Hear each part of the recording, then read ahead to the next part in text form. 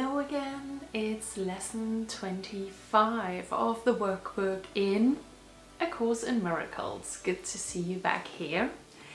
And today's headline is I do not know what anything is for. A little bit suspicious, right, this headline?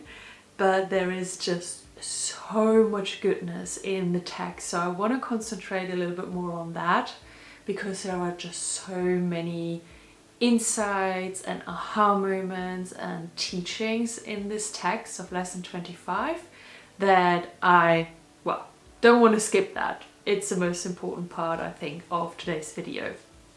So it starts with already explaining to us in paragraph 1 what our own best interest is. And if I reflect back to my experience from yesterday, I was wondering about it. I was saying, well, I probably don't even know what my own best interest is or how to find out. Now we have an indication now in paragraph 1 where it first starts with explaining that purpose is meaning, okay? And today's idea explains why nothing you see means anything, because you do not know what it is for, which is of course another way of saying purpose. So if we do not know what the purpose is of anything, then it means nothing, so to say. And that's what it says as well in the next sentence, therefore it is meaningless to you. And then it explains everything is for your own best interest. It literally says everything. Everything is for your own best interest. That's what it's for. That's its purpose. That is what it means.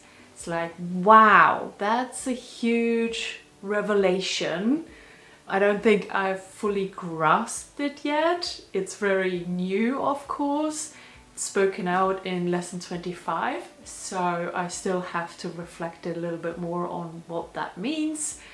And where do we go from here and how to kind of integrate this and apply it to life, right? And to our experience here. Maybe you feel similarly, or maybe it's all perfectly normal and makes complete sense to you as well. But yeah, that's my feeling about it, but I'm so happy that it actually has this indication and that insight that everything is for your own best interests. I just love that. And then in paragraph 2 it actually mentions as well something that I thought already yesterday and spoke about as well in yesterday's video, that probably most of our goals that we were supposed to write down in yesterday's video are ego goals, which makes complete sense, right? And these goals have nothing to do with your own best interest because the ego is not you. Kind of another way of looking at it, but that's exactly the thinking that I had from yesterday's exercise and lesson as well. Then it keeps on explaining in paragraph 3 that you can describe as well the goals that we've listed in yesterday's exercise are concerned with personal interests. Now it then says, since you have no personal interests, your goals are really concerned with nothing.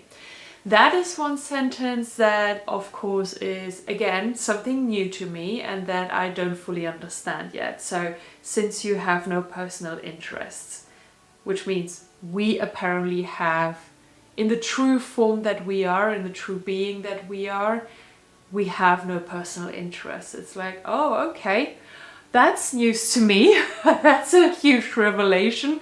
Thanks for throwing it in there. Like I said, there's a lot of insight in lesson 25 for me. But yeah, this was interesting, and like I mentioned already, not sure yet that I fully understand that. But that's okay. I move on. And then the last bit that was really interesting from lesson 25 is that we do on a superficial level recognize purpose, yet purpose cannot be understood at these levels. Again, a sentence, okay, what does that mean?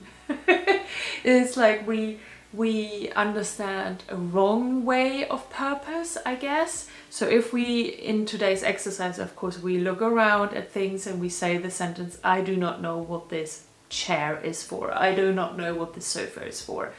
So all of these things, if we think about it, of course, in the usual way that we think about it, then this sofa has a purpose for me, to be able to sit on it or lie on it, for me to be comfortable and to shoot some of my videos from. That's the purpose that I give this sofa. Now, how I understand paragraph 4 is that that is a level of purpose that is not the true level of purpose, that there is another level of purpose that we cannot understand yet. So again, something to let go of and say, okay, fine, we will get there at some point. So it says, at the most superficial levels, you do recognize purpose. And when I think about everything that I look at in my surroundings in today's exercise, for me, I guess the purpose that I do see in them is practical, right? Like, what do I look at when I see this cushion is, well, it's the practical purpose of having a cushion to lean on, to be more comfortable. So the superficial level for me is, I like the word practical the most. That's how I describe it as well for myself. And then to conclude that, okay, that's not its true purpose. Its true purpose, if we go back to paragraph 1, is to be in our own best interest. That's what everything is for. You remember that? It says that in paragraph 1. But as it said already, yet the purpose cannot be understood at these levels. Okay, well, we will leave it at that for today. I did complete the exercise quite a few times throughout the day, as it was fairly easy. And yeah, I think it was fine enough. Nothing bothered me about that very much. It was pretty straightforward. How did you feel about it? What did you think about lesson 25? Have you had similar experience with all of the insights, or was it more straightforward for you? Let me know in the comments. I would love to hear from you. And then I will see you again tomorrow for lesson 26. Bye bye.